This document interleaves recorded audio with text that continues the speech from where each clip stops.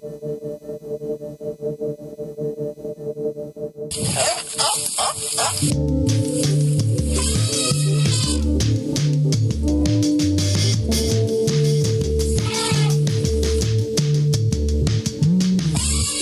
and welcome to Global Sanctuary for Elephants podcast, Global Rumblings. Global Sanctuary for Elephants, or GSE for short, is a non-profit organisation with a mission to create vast safe spaces for captive elephants where they are able to heal physically and emotionally, often from very traumatic pasts. I'm your host, Nadia Mari, and I'll be taking you to the lush jungle of the Mato Grosso region in central Brazil, home of GSE's initial project, Elephant Sanctuary Brazil, where Asian and African elephants, lovingly referred to as the girls, live their best lives. Hello everyone, welcome back to a new episode of Global Rumblings. It's great to have you with us again today. Today we'll be talking more about Kenya and her first month at the sanctuary, checking in on the trees and finding out if she's made friends with Poopy yet. But first of all, let's head over to Brazil to say hi to Kat and Scott. Hi you two. Hey Nadia. Hey Nadia, how are you?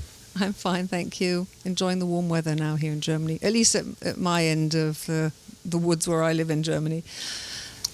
We had lots of rain and 20 degrees, so now it's sunny and 28. It's toasty warm. Yeah, 28. You're coming out of dry season now, aren't you? Oh, we are still well in dry season. We still have a couple months left. Oh, yeah. But it rained like a week ago. No. We had a little bit of rain a week ago. I mean, not much here, but a little bit further away. They got a fair bit of rain, which is really atypical. Things are still nice and green. The wind is still cool, fortunately.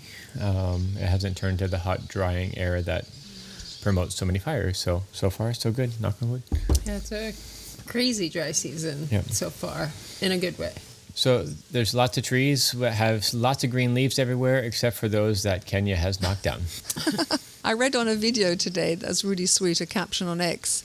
You'd written that Kenya has gone from a polite wanderer to a bold explorer. So how are the trees, the ones that are still standing? Well, in your intro, when you said we can check on how the trees are doing, and it kind of made me chuckle and almost cry. They're fainting. We don't know what happened to them, but they are fainting. They're just up and passing out. Yesterday, everywhere. I was taking care of them yesterday, and the guys were doing some work close by, and she just had a little silly fit, and she started making her little weird trumpet noises, almost like a foghorn. I was listening to it yesterday, maybe a little bit foghorn-like. I was like, what are you doing? And she ran over and went to go knock down a tree, a big tree. And I'm like, no. And she stopped and looked at it. I was like, you have knocked down so many, you're not even eating them. And she just stayed there, looked at the tree, and then she walked past it. So you said she knocked it down and didn't eat it. I was just going to say or ask, why do elephants knock down trees? Obviously not just for the fun of it, or... Well, that depends on the individual.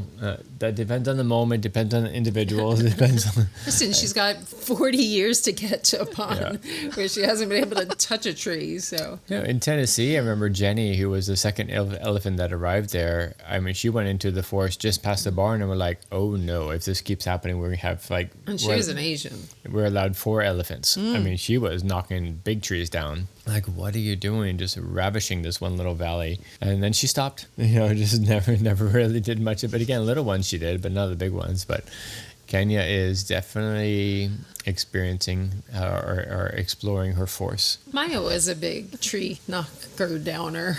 I'm just making up words now. No, she did. Maya would knock down. She definitely did all the palm trees. Yes. And Kita got to eat all the palm nuts. Yeah. So it was a good friendship. And Gigi's not gentle on trees either. I'm sorry? Gigi, she's the other one who... She does it when she's partying. Yeah. No alcohol involved. She just goes running around knocking down trees. And making lots of noises. She has continued ladies' party of one. And she just... She'll do it for like 20 minutes, 30 minutes. We can hear her up at the house clear as day. And she just makes noises. And then you hear it crack. And it's like, oh. So we can have a donation for lots of tree saplings to be planted in areas of the sanctuary where they can't get to for at least a year or two, that they can get a firm root hold in the ground. And talking of the rain that you just had a little bit, I was watching one of your videos and I just love the name. I forgot to say that last week or last recording. I just love the name of the mud wallow in the female African habitat, Club Mud, which one of the winners of your virtual auction won the prize to give that a name. So whoever that was, fantastic. Very, very clever. I love the pun. So, yeah, how is she enjoying her mud wallow? And what about Poopy? We all want to know about her and Poopy. Well, about mud wallows, of course, there's the primary mud wallow, Club Mud, that we made. And then there's various 8,000 others offshoots of Club Mud. So we have Club Mud, the primary mud wallow, and then we have numerous other, many other ones, including one that is soon going to be arriving to Japan. And that's Poopy's doing. She has at the 3B water trough. She can now fit all 4 feet in, and she is definitely much shorter than the fence now. And there's a little bit of a hike to climb back out of it, and she keeps digging away. Which goes in up to her elbows. Yeah. It's like, what are you doing? I sent some pictures to our colleagues in Pangea the other day who are getting ready to, their first enclosures. And I said, this is what it'll look like soon. And their first enclosures are pretty small because they need to get ready for, hopefully, elephants as soon as possible in case something comes up. Exciting.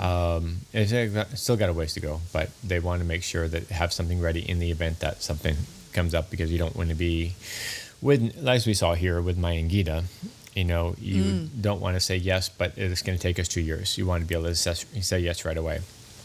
So I sent them some photos and, hey, this is what's going to happen next. And when we first started with the African habitat, a lot of people were like, oh, you're only making one mud wallow. And it's like, first we want to see how they are with the size, because a lot of African elephants don't really like the ponds. They like just mud wallows. So, for a mud wallow, it's a decent size, and we wanted to see what they thought of it. And we had made the statement of, believe me, there will be more, and we won't have to do it. And that's just how it is. They make all these landmines all over the habitat. Same way in Tennessee, you can't drive anywhere in the habitats because there's all these giant holes that they make so that they can play in them. And most are right in front of the water troughs, but not all of them. Mm-hmm. Especially during the rain season, there'll be more in different areas. Oh my God, they're going to be everywhere. But they're especially since Kenya is clearing spaces for them as we speak. Yeah. Yeah, you can definitely see across the habitat a little bit more than you used to be able to do. You still can't see the elephants, and even though it's a small space, you still really can't see them if they're in the middle. But it's not being devastated by any means yet. But Kenya has changed her patterns here in the last couple of weeks. Yeah, because the first tree she touched before it even broke, she was like, and then she didn't. That was the one she took down. That was her first tree. She ended up taking it down that night. It was a tiny tree, nothing big, but she quickly went from that to, I can take down 20 trees. And she does so smiling and popping and tap dancing and rumbling and foghorning and, pterodactyl noises. She does so many noises. One noise, pterodactyl. I had to laugh while I was doing the transcript of our last podcast, because I thought people who were just streaming and running through the podcast very quickly hear something about pterodactyls and think you've got like a Jurassic Park there. Yeah, we're trying to get video of her making her noises, but because pretty much every night when you go do night feed, she's all full of herself when you show up with all sorts of noises and, again, trunk tapping, tap dancing, the whole nine. And the second you pull out a phone, she stops. She's like every other elephant. So Michelle has now multiple times tried to get it on video and still has yet to get it on video. And then one night, as soon as she put her phone down and went to move, she started all over again. So clearly they are very aware when we're recording. It's entertaining for sure. She's now doing, you guys have all seen the trunk pops, and I think we had the video that when she was trying to say hi to Poopy. Say hi to Poopy. And she's doing her trunk pumping. It's not just, in Mendoza, you'd see a lot of it when she'd do like the side of her face or her leg, or then she started doing in the air, and her trunk's popping in the air over her head. And the other day she had it flat on the ground and she was patting the ground, pop, pop, pop. It's she's just doing new stuff all the time. It's so charming. And so she does that with her foot as well, doesn't she? I saw in a video. Why does she do that? It's just something. Just a little. It's just a little happy, expressive thing. Yeah. Oh, sweet. Yeah, we had elephants who did trunk popping, where they do it side to side. We had trunk touching, where they tap on their own trunk or their face. I mean, we've seen it before in Asians. Okay. But yeah, it's just their happy little expressive absolute cuteness when it comes to as Kenya. she's being cute and charming and squishing her face into the fence, and she gets her nose stuck because it's her own body squishing her nose against the fence, and she like Trump is like, what happened? And it's like, holy cow, that was you. You're the one that squished your own nose against the fence. And then she gets silly and playful and she's a joy. I mean, there's just, in the summary of all of this, she's just a delight. Yeah, she's older than Poopy. She's in her 40s. I think she's 44.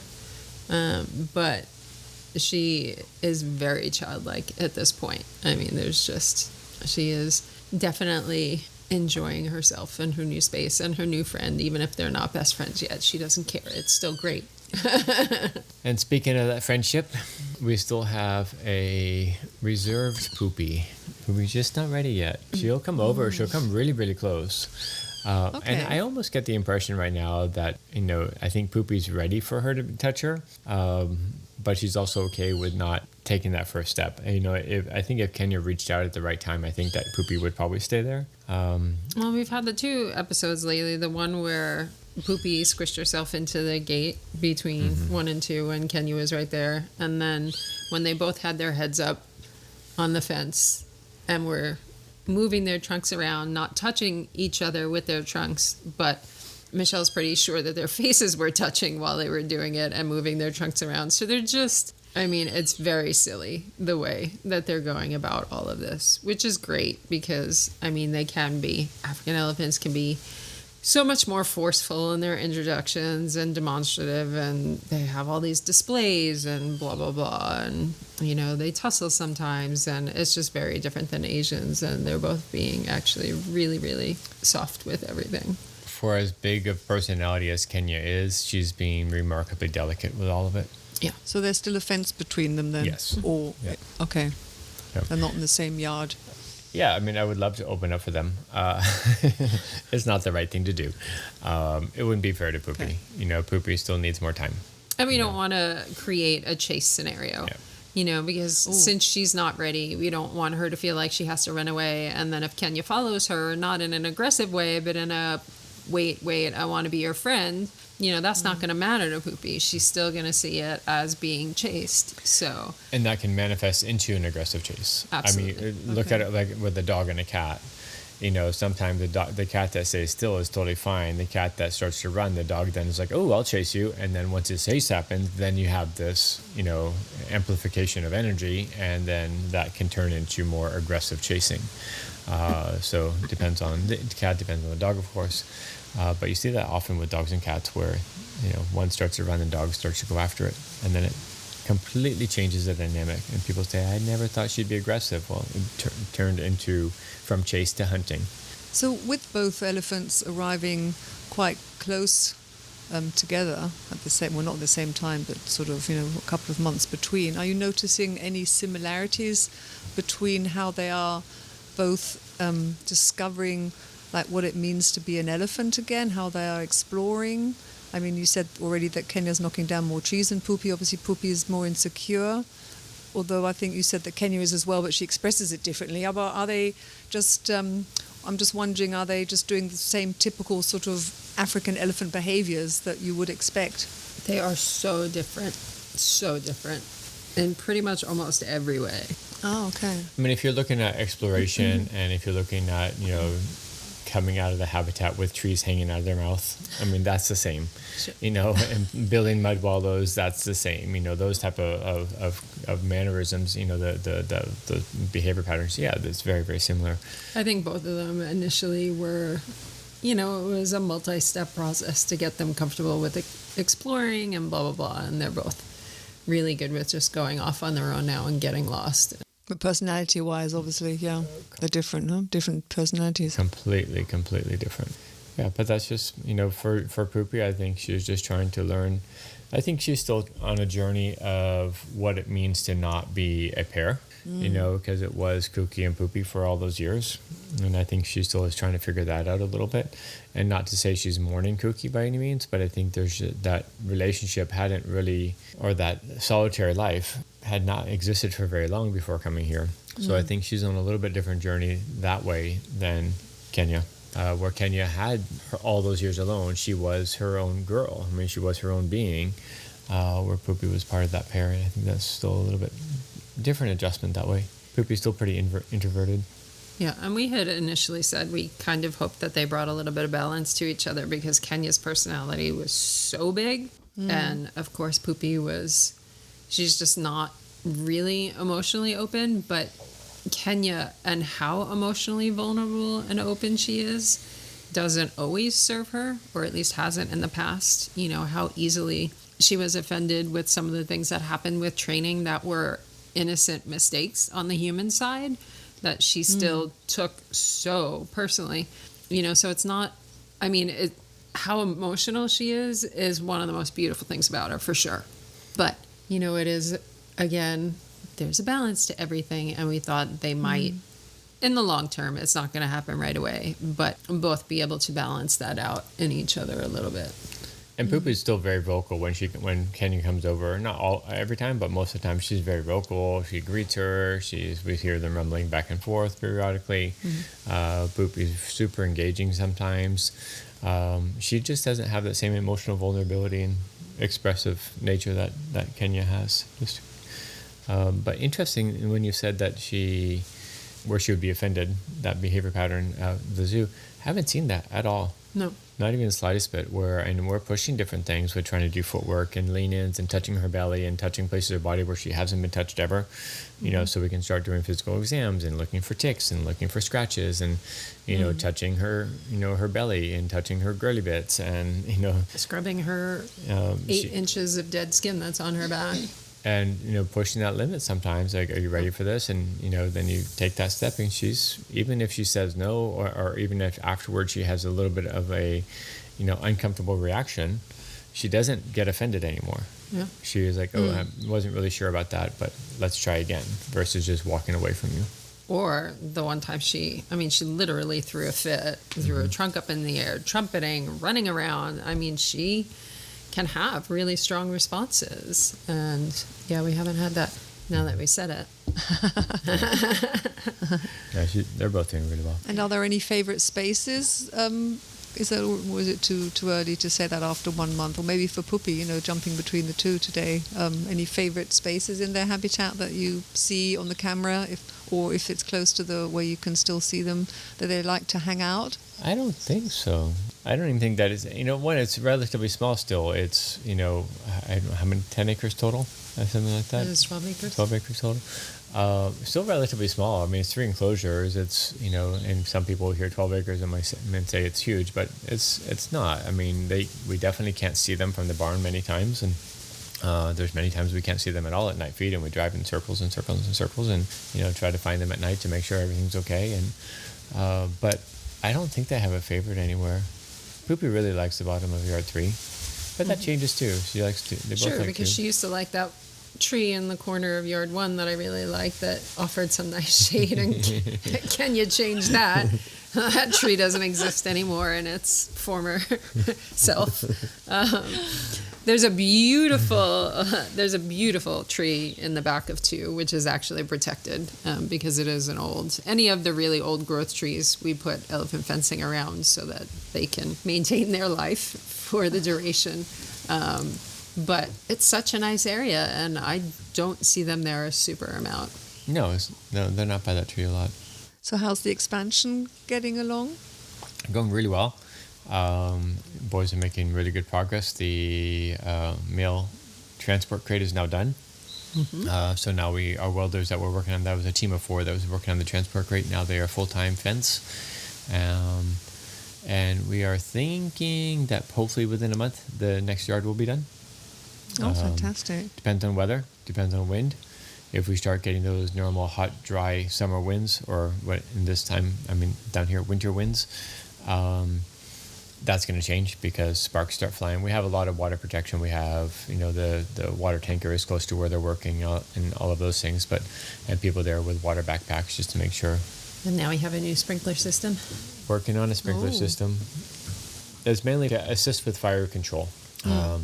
So if we have a fire coming, we can turn on the sprinklers in different areas and saturate different areas to help create additional fire breaks. Because the fires here are so low burning and slow, it's not like California wildfires. So if you can just wet down a large enough area, they just go out. Oh, that's great. Yeah. So lots of good news. Kenya is slowly, reforming the habitat.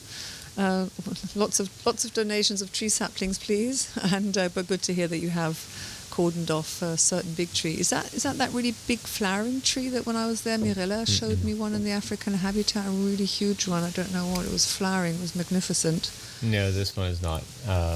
We are actually at the time of year where things start flowering, but no, but we are telling the guys that they need to weld faster. and Weld faster. She needs more trees. Before we get a bunch of saplings sent to us, that then we have to fight off the leafcutter ants from devouring before they get to grow anywhere. This habitat will regenerate very, very, very, very, very quickly on its own. The whole area that they were in was full pasture when we arrived. 10 years ago, there were no trees there. There was this tiny little sprouts. So we just because it was used for cattle before we got the property. So it was nothing but pasture grass. And if you try to isolate an elephant pasture to help trees grow, you're probably isolating it for about 10 years, which we don't have the space to do that. So we appreciate the sapling consideration, but that would be a lot of work and not a lot of gain. So please, please, please, you can send donations, and we can use that to help our Friends crew work faster and expand more areas. Probably be more beneficial than trying to plant a bunch of saplings. Okay, that's a good deal. And continue buying gift baskets for Kenya with apples. And what is Poopy's favourite food at the moment? Has she got one? Last time you said Kenya sort of likes everything. Actually, Poopy likes literally everything. Kenya does not like pineapple. Kenya does not like papaya. But everything else she's good with. But I don't think either of them really have a strong favorite anywhere. No, I mean, everybody likes watermelon, and popcorn, which is used just for treatment training. We're going to try guava this week, so we'll see if that's a yes or a no. But papaya is one of those things we tried with the Asian elephants in Tennessee. They hated it. Did the angry stamp on it. How dare you feed this to me? What is this garbage? Hated it. We had one. I love papaya. We had one elephant who ate it, and we have no idea why she ate it because clearly she didn't like it. She was drooling while she ate it and making faces, and we're like, you so don't have to eat that, but she ate it anyway, and then she ate her friends after. But the look on her face of this disgusting and just couldn't stop herself from eating it. Because she was wonderful. But almost everybody likes it here, which was kind of weird for us because of the disdain. Not a fan. It might be a Mendoza thing. Geisha doesn't like it either. Bambi's not always. Yeah. But she's picky. I love papaya, so send over some papaya. So what have you got planned then for the rest of the day as we draw to an end today? Plans, projects, Scott? Oh, I can't think that far ahead. Oh my God, I'm so confused with what I did this morning because everything went so off the rails. We have relatively short staff right now. We have a couple of people who have been away, and we have new people coming in the next few weeks. So a little bit short staff on weekends. I'm going to go fix something on the water system, and then going to be taking care of elephants. Sounds good. Yeah. Enjoy your afternoon. Lots of coffee. Enjoy your afternoon, and we'll meet up for our next recording then. Bye, you two. Thank you, Nadia. We'll talk soon. Bye. As we wrap up this week's episode, a reminder that you can stay up to date with current events at the Sanctuary by following GSE on their various social media channels. You'll find all the details in the show notes or directly on their website, globalelephants.org. Thank you so much for your support, and until we meet up for our next episode, take care.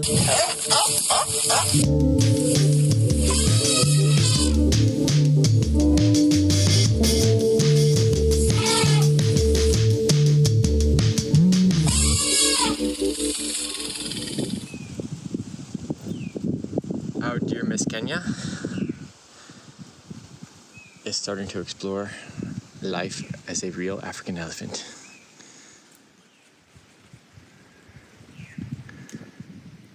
Sorry, trees.